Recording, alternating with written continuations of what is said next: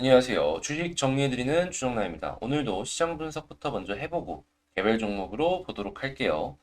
일단 미국 노동부가 발표한 12월 고용보고서에 따르면 비농업 부문 고용이 19만 9천 명 증가하는 모습을 보여주면서 전월 24만 9천 명 증가, 예상치 42만 2천 명 증가보다는 모두 밑도는 모습을 보여줬습니다. 다만 이게 안 좋은 모습이다라고 이제 딱 잘라서 말할 수가 없는 게 실업률 같은 경우에는 3.9%를 기록해서 코로나 이후 최저치를 기록하는 모습을 보여줬고요. 여기다가 이제 시간당 평균 임금 역시도 0.6%가 증가하는 모습을 보여주면서 미국 전체의 경기는 살아나고 있는 상황이다라고 해석을 해볼 수가 있겠습니다. 바이든 대통령은 이 실업률 4% 아래로 하락한 것에 대해서 경제 회복의 역사적인 날이다라는 코멘트를 남겼는데요. 이 고용 자체가 늘어나는 숫자는 조금 적을 수 있겠지만 경제 자체는 잘 순항을 하고 있구나라고 해석을 해볼 수가 있는 그러한 내용들이겠죠. 다만 이게 잘 나가고 있다 보니까 다른 부분에 있어서는 좀 악재로 다가오는 그러한 모습이 보여줬는데 그게 뭐냐 하면은 이 긍정적인 시그널들이 나오면서 금리 인상에 대한 가능성이 보다 더 커졌다라는 것이죠. 연방기금 선물 시장은 3월 금리 인상 가능성을 70에서 75.8%로 증가했고요. 국채 금리 가격은 당연히 이러한 영향으로 하락 마감하였습니다. 기술주 중심의 약세가 도드라지게 보여졌는데 여기다 이제 필라델피아 반도체 지수의 약세가 보다 큰 모습을 보여줬으므로 한국 같은 경우엔 반도체 비중이 크잖아요. 조금 큰 영향을 받을 수밖에 없었다. 라고 해석을 해볼 수가 있겠습니다. 반도체 쪽에 악재가 하나 더 나온 게 있기는 한데 이 같은 경우는 이때 다시 말하도록 하고요.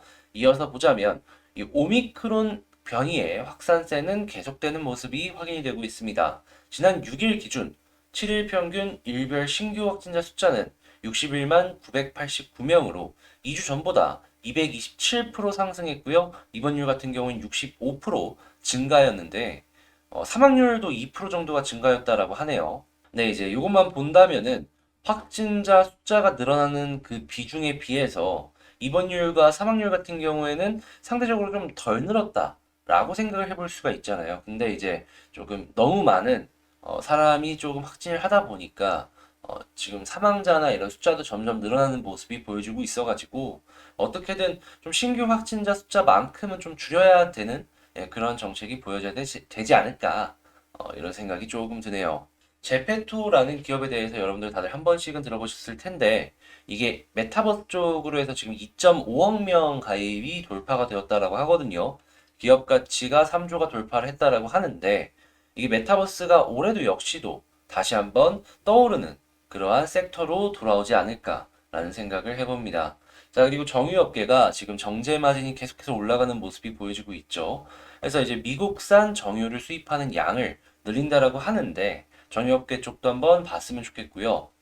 지금 생명이랑 손보협회에서 나온 얘기가 실손보험 가입자 4세대 보험으로 전환을 했을 시에 50% 보험료를 할인해주겠다라는 얘기를 했는데 이게 3세대까지의 실손보험에 대한 손해율이 얼만큼 높으면 이런 얘기까지 하는지 알 수 있는 내용이겠죠. 기존 보험 가입자 같은 경우에는 제가 생각을 했을 때 이 내용과 연결해서 생각을 해보면은 절대 이제 좀 전환을 하면 안 되지 않나라는 생각을 하고요. 그리고 손실률이 워낙 높다라는 걸 예상을 해볼 수가 있는 내용이기 때문에 이 보험 관련주들도 이 손해보험 같은 경우에는 조금 피해가야 되지 않을까라는 생각을 해봅니다. 자, 그리고 이제 대체육 시장도 점점점 떠오르는 모습을 보여주고 있는데요. 작년에 이 말부터 조금씩 얘기가 나왔는데 한국에서 대체육 관련주들이 올라간 건 없었잖아요.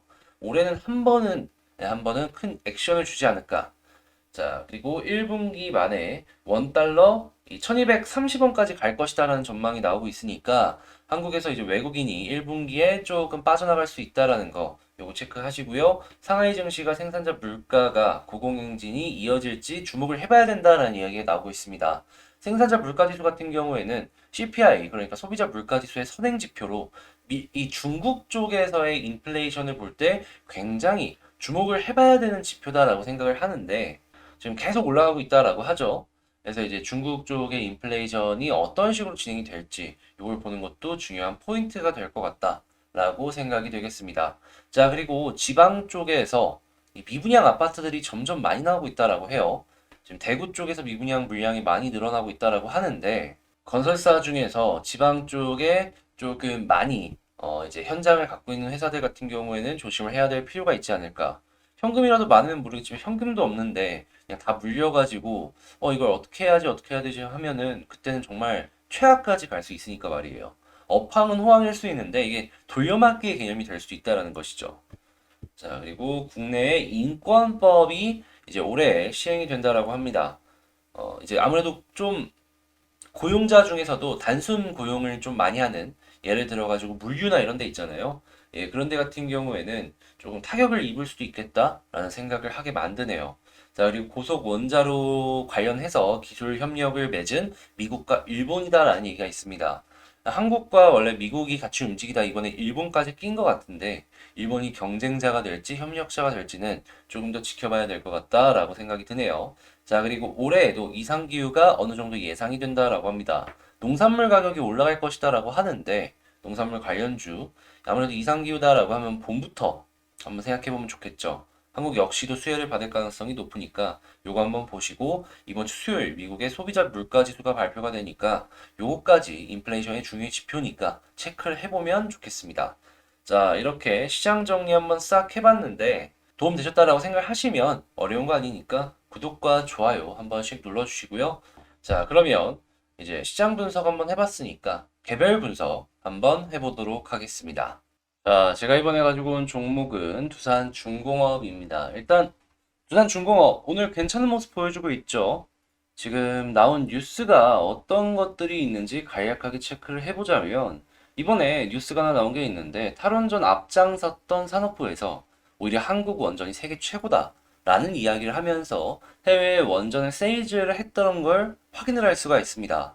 내용 보자면 원전 건설비가 경쟁국보다 낮고 세계 최고 수준의 안정성을 갖췄다라고 얘기를 하는데 이거는 현 문재인 대통령의 탈원전 논리와는 완전히 어긋나는 내용이다라는 걸 확인을 할 수가 있죠. 그래도 이런 내용 나왔다라는 것 자체가 이 원전 기술만큼은 한국이 조금 앞서 나가고 있는 것이 아닌가 생각을 할 수가 있고요. 그리고 이제 곧 있으면 대선 바뀌면은 원전에 대해서는 그 이전과는 다른 스탠스로 변할 수 있기 때문에 이러한 내용들은 쌓이고 쌓여갖고 후에 긍정적인 스탠스로 바뀔 수 있겠다. 이렇게 볼 수 있겠습니다.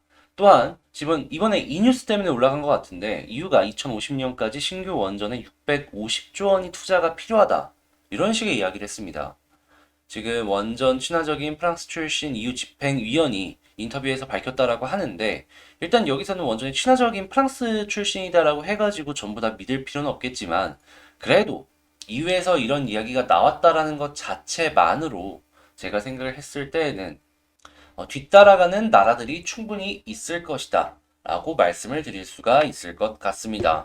자, 지금 뭐 영국을 필두로 여러 나라들에서 이 원전이 없이 뭐 태양광이나 아니면 풍력 발전 여기에만 믿고 들어갔다가 이번에 기후변화가 조금 생기다 보니까 순식간에 전기값이 막 10배 넘게 올라간 그런 나라도 있었잖아요.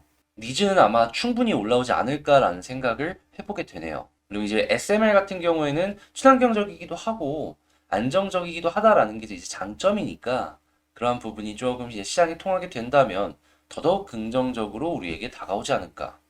자, 그랬을 때 딱 차트를 보면은 이렇게 올라가는 게 좀 이상하다라고 느껴지진 않겠죠. 뉴스가 괜찮았고 그러한 부분들이 이렇게 주가에 긍정적인 영향을 미치고 있다. 이렇게 해석을 해볼 수가 있겠는데요. 수급을 보자면 지금 외국인이 좀 사는 게 체크가 되고 있습니다. 연기금 같은 경우에 샀다가 말았다 샀다 말았다 하고 있는 모습을 보여주고 있기는 하지만 그래도 이전에 요거 양봉일 때 산 모습 확인할 수 있고요. 오늘 다시 한번 이전 저항이라고 할 수 있는 21선을 뚫고 올라가는 데 있어서 외국인 수급까지 들어와 준 걸 확인을 했을 때 다른 이런 투자자들의 수급 역시도 한 번 정도는 오늘 마치고 나서 기대를 해볼 수가 있지 않을까 생각이 드네요. 또한 지금 2월 달에 두산중공업 입장에서는 신주 인수권 같은 경우에도 상장이 되고 일반 공모 같은 경우에도 이제 포기를 하는 사람들 기준으로 딱딱 진행이 되긴 하겠지만 시장에 직접적으로 물량이 나오는 거는 3월부터란 말이죠. 근데 2월 달은 계속 말씀을 드리는데 대선 TV 토론이에요. 자, 원전에 대한 이야기가 무조건 나올 수밖에 없을 것이고 그러한 부분은 뭐 EU나 미국이나 다양한 부분에서 긍정적으로 얘기하는 것들과 엮이고 엮여가지고 저는 진짜 한 번 정도는 여기까지는 가지 않을까라는 생각을 해요. 그러니까 이게 힘이 없었다면요. 이렇게 오늘 같은 경우에도 3.46% 상승이 안 나온다니까요. 나오는 데는 진짜 이유가 있는 거예요. 자, 그러면 이 상황 속에서 일단 수급도 뭐 나쁜 거 없고 뉴스도 괜찮고 차트로 봤을 때 어떤 걸 봤으면 좋겠냐라고 이제 말씀을 하신다면 자, 일단 제가 계속 말씀을 드리는 이 21선 위에 있다라고 하면은 여기서는 굳이 뭐 정리를 할 필요가 있을까? 이유는 과거에도 이 볼린저 하단 찍고 21선 돌파하고 상단으로 가는 모습을 보여주곤 했는데 근데 21선만 어떻게든 지켜주면 이제 볼린저 상단까지 한 번은 더 가는 모습을 여기뿐만 아니라 과거에도 되게 많이 보여줬었거든요. 이 차트 말고도 다양한 종목들이 비슷한 패턴을 보여준다라는 걸 알고 있는 가운데 21선 위에 있다라고 치면은 팔아야 될까요? 이건 팔 필요가 없는 거예요.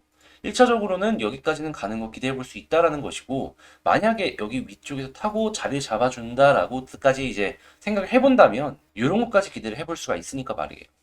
추가적인 상승은 항상 이 종목 같은 경우에는 볼린저 21선 기준 상단을 뚫고 올라가는 모습부터가 시작이었다라는 걸 생각을 해보면은 우리는 지금 이렇게 좁혀져 있는 지금에는 굳이 이 종목에 대해서는 이 아래로 떨어지는 것만 아니면은 팔 필요가 없구나라고 생각을 해볼 수가 있으니까 말이죠. 자, 정리를 해본다면 21선 위에 있으면은 정리할 필요가 없어 보인다. 이 아래로 떨어져 갖고 볼린저 하단까지 다시 한번 터치를 하는 모습을 보여주게 된다면은 여기서는 비중 조절 일부라도 좀 생각을 해봐야 되긴 하겠지만 지금은 굳이 그럴 필요는 없을 것 같다라고 말씀을 드리면서 자, 이 두산 중공업 기본 골자에 대해서 말씀을 드렸는데요. 뭐 일봉상이나 아니면은 월봉이나 뭐 이런 것들 다 보았을 때 딱 여기만 뚫으면 진짜 많이 갈 수 있을 것 같다라는 생각이 딱 드네요.